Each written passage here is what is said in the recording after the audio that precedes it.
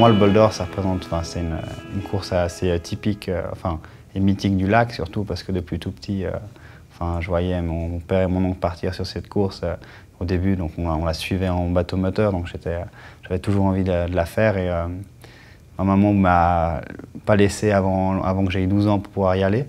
Donc au début, c'était vraiment quelque chose qui me motivait. Et puis depuis 2000, je crois que j'en ai loupé un seul.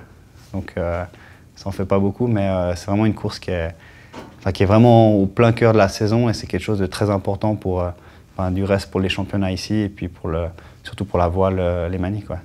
Il faut faire le bol d'or une fois parce que c'est une fête du lac. Il y a tellement de monde, tellement de bateaux.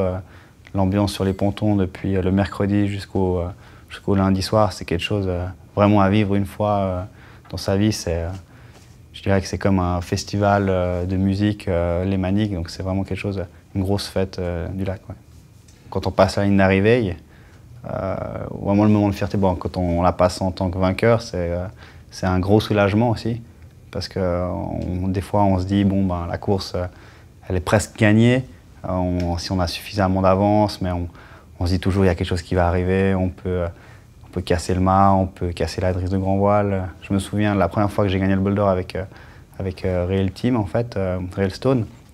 On avait pas mal d'avance. Devant Evian, on s'est dit, vraiment, on va faire attention au bateau.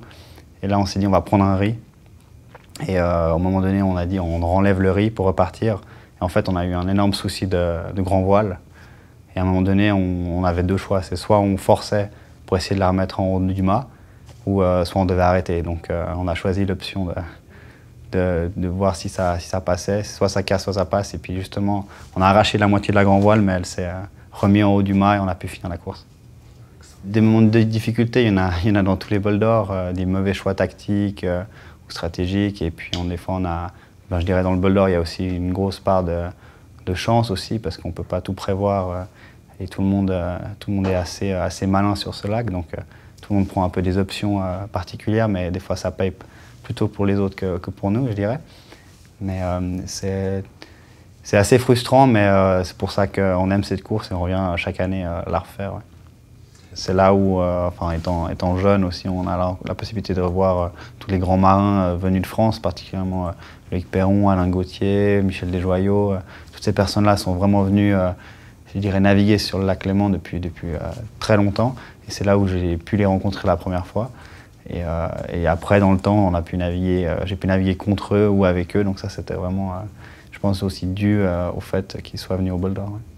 C'est vrai qu'à l'époque, je pense que les gens se disaient « Ah, les petits Suisses sur leur lac, ils ne connaissent pas la mer ». Mais c'est vrai que le lac est relativement tordu dans les vents. Et je pense que les gens ici en veulent beaucoup aussi pour pouvoir s'exporter et puis faire leur marque à l'étranger. Donc quand on arrive à partir à l'étranger, les gens sont préparés et ils ont vraiment une méthodologie de travail assez poussée. Donc c'est pour ça qu'ils arrivent vraiment à tout de suite rentrer dans les classements et faire leur marque à l'étranger. Ouais.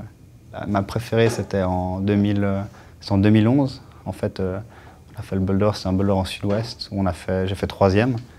Mais c'était vraiment super sympa parce qu'en fait, j'étais en multicoque avec mon père aussi. Donc c'était vraiment une équipe recomposée.